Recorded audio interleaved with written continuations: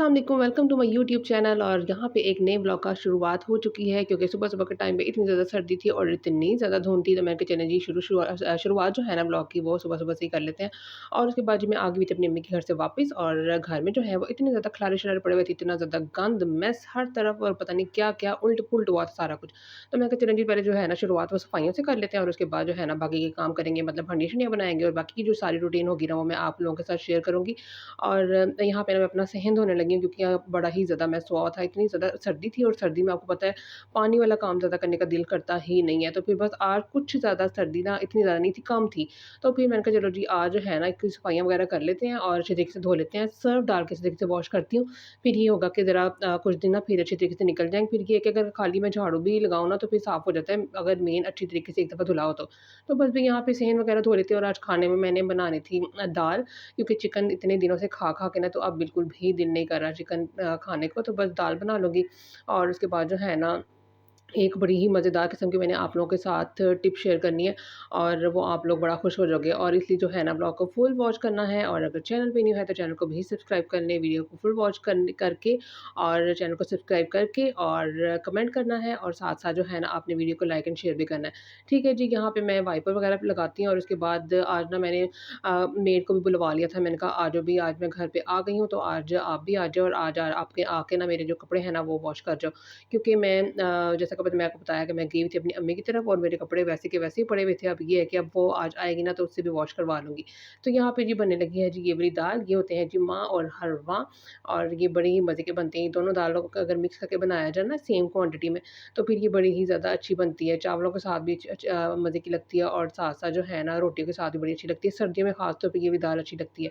ठीक है जी, यहाँ पे ये दाल बनाते हैं, सिंपल तरीके से बनाऊँगी, कोई भी मुश्किल किस्म की रेसिपी जो है ना, मतलब आप लोगों के साथ शेयर करती नहीं हूँ। मतलब आसान-आसान तरीके से, जिस तरीके से मैं करती हूँ, वही सेम तरीका जो है ना, वो आप लोगों के साथ शेयर कर लेती हूँ। और यहाँ पे जी मैं आपको नेल्स दिखा रही हूँ। नेल्स जो है वो अभी तक लगे हैं और मुझे काम करने में, यकीन जाने, शादी तो गुज़ार ली और काम करने में इतनी मुश्किल हो रही है ना कि उतर ही नहीं रहे हैं। अब इतने बुरे तरीके से अब ये चिपक गए हैं। तो ख़ैर जब ज़रूरत हो ना कि अब नेल्स लगे रहें, तब टिकते नहीं हैं, और अब मुझे है कि उतर जाएँ तो अब उतर नहीं रहे हैं। तो मुझे आप बताइएगा कि अगर नेल्स उतारने की जो आर्टिफ़िशियल नेल्स लगाए हैं मैंने, ये ना आप मुझे सही नेल्स उतारने की कोई तरीका बता दो और मेरे नाखून ख़राब हो जाए सारे। ये मैंने आर्टिफ़िशियल नेल्स लगाए हुए हैं और वो जो है ना वो मुकम्मल तौर पे चिपक चुके हैं और वो बिल्कुल भी उतर नहीं रहे हैं। तो ख़ैर यहाँ पे जी हम दाल बना लेते हैं, और यहाँ पे क्या किया है मैंने, पानी डाल दिया। पानी डाल के तो मैंने इसमें लाल मिर्च डाल दी, उसके बाद नमक डाल दिया, उसके बाद हल्दी डाल दिया, और उसके बाद जो है ना इसमें मैंने वो डाल दिया है अदरक लहसुन का पेस्ट, एक आधी हरी मिर्च डालूँगी, और बस भी इसको अल्लाह का नाम लेके ना चूल्हे पे चढ़ा देना और ये खुद ही पक जाएगी। उसके बाद हम इसको तड़का वगैरह लगा लेंगे और बस भी यहाँ पे दाल-शाल जो है ना हमारी रेडी हो जाएगी। और यहाँ पे जैसा कि मैंने आपको बताया है कि वो आ गई थी मेड कपड़े धोने वाली को मैंने बुलाया था और वो आ गई थी, तो मैंने कहा चलो भई इसको ज़रा मशीन वगैरह लगवा देते हैं।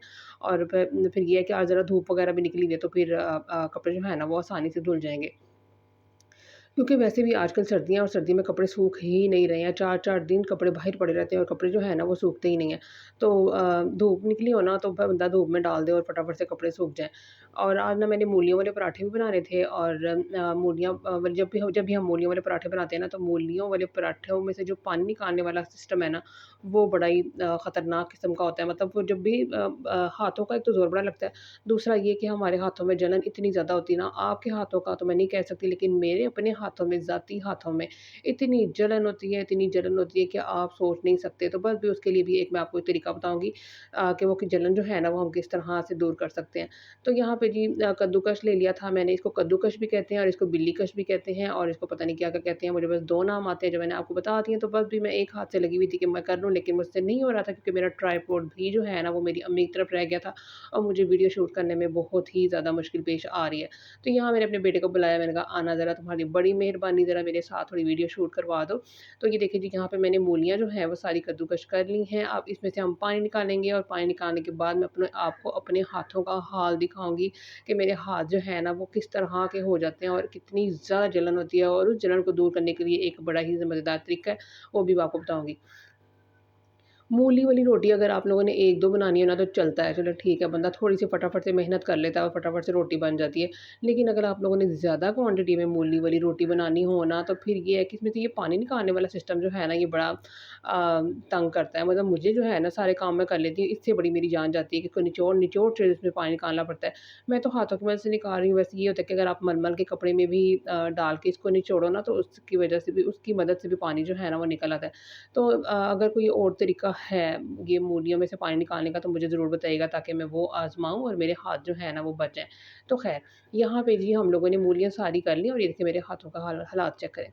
अभी से इतनी ज़्यादा रेडनेस हो गई है ना, ये देखिए ऊपर तक हाथ जो हैं वो मेरे रेड हो गए हुए थे और इतनी जलन तो मैं कह रही थी कि जी मैं फटाफट से जो है ना इसका इलाज अभी कर लेती हूँ क्योंकि मैं वेट नहीं कर सकती, बहुत ही ज़्यादा जलन हो रही थी। तो जी उसके लिए जी मैंने एक बड़ा सारा बाउल ले लिया था और बड़े सारे बाउल में मैंने पानी डाल दिया था और पानी डालने के बाद जी मैं इसमें डाल दूँगी 3 टू 4 ड्रॉप्स ना इसके सरसों के तेल के, ठीक है? तेल आपने जस्ट सरसों का ही यूज़ करना है, कोई दूसरा तेल यूज़ नहीं करना। सरसों का तेल डालने के बाद जी हम अपने हाथ जो है ना वो इस बाउल में डिप कर लेंगे और डिप करके निकालेंगे, निकाल के फिर डिप कर लेंगे और इसमें जो तेल है ना वो हम लोग अपने हाथों पे इस तरह करके ना लगाते जाएँगे तेल वाला पानी। ठीक है, ज़ाहिर-सी बात है तेल भी आप लोगों के हाथों के साथ चिपक जाएगा और बस भई आप लोगों ने अपने हाथों को मलते जाना है इस तरह करके हाथों से ज़ोर आज़माई नहीं करनी क्योंकि ऑलरेडी पहले से ही हाथ जो है वो सेंसिटिव हुए हुए हैं, अगर आप ज़ोर आज़माई करोगे तो फिर और ज़्यादा जलन होगी, तो फ़ायदा कोई नहीं। इसलिए जो है ना इस तरह आपने 10 से 15 मिनट के लिए हाथ डिप करने हैं और हाथों को ना इस तरह ऑयल जो है ना इसके अंदर सरसों का वो अपने हाथों पे लगाते जाना है। ठीक है जी, देखिए लगाने के साथ ही 5 मिनट के बाद ही हल्की-हल्की सी रेडनेस जो है ना वो इसमें से जाना शुरू हो गई है और ये देखें जलन भी जो है ना वो फटाफट से कम होना शुरू हो गई है।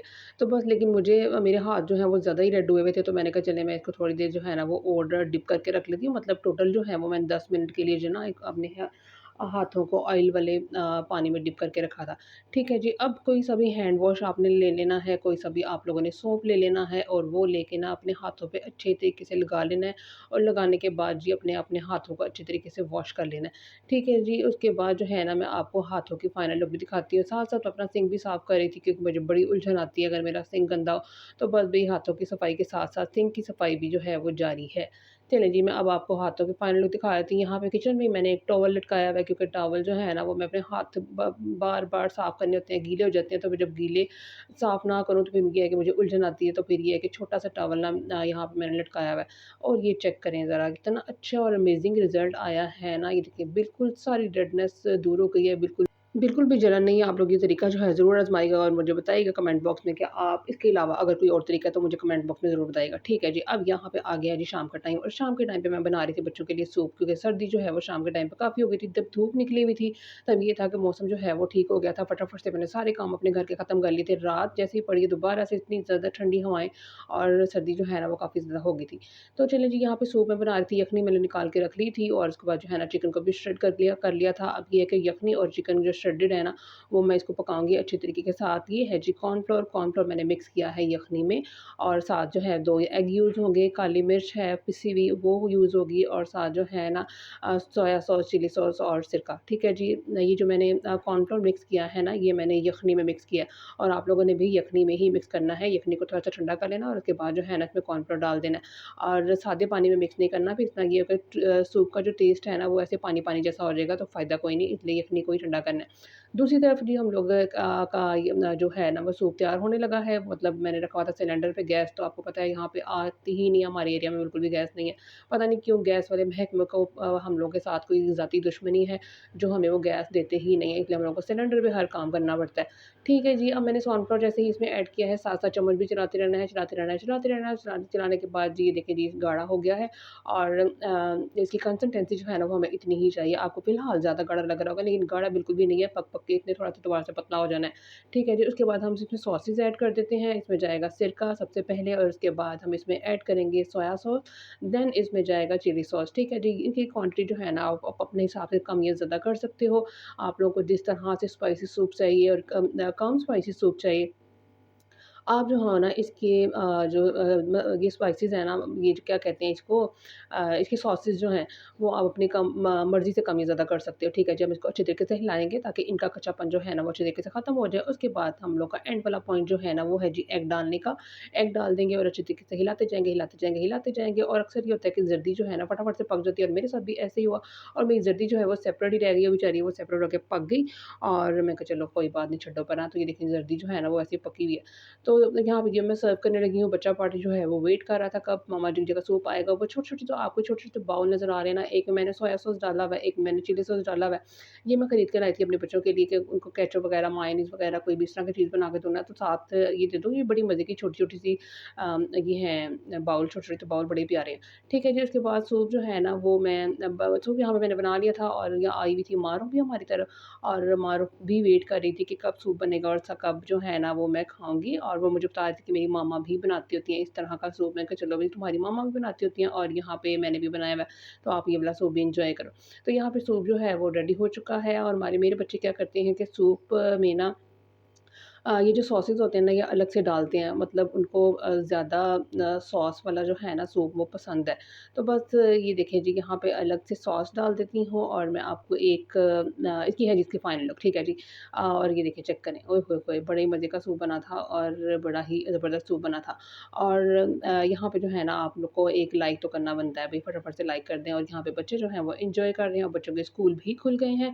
और अब जी बच्चे जाएँगे स्कूल कल से। वैसे मैंने 1-2 दिन भेजा नहीं था क्योंकि सर्दी बहुत ज़्यादा थी। अब ये है कि अब मैं इनको भेजना शुरू करूँगी, और उसके बाद जो है ना रूटीन में आ जाएँगे ये भी, क्योंकि काफ़ी ज़्यादा पढ़ाई जो है ना आपको पता है हर्ज हो जाता है अगर बच्चे वेकेशंस करते जाएँ। ख़ैर अकेडमीज़ वग़ैरह तो जाते ही हैं, बट ये है कि स्कूल की और बात है, और इंशाल्लाह भी स्कूलिंग भी जो है ना इनकी मैं शुरू करूँगी। तो बस भई यहाँ बच्चा पार्टी अपना सूप एन्जॉय कर रही है। आई होप आपको मेरा ये ब्लॉग पसंद आया होगा। पसंद आया है तो दोबारा से कह रही हूँ, चैनल को सब्सक्राइब, वीडियो को लाइक करके ज़रूर जाइएगा।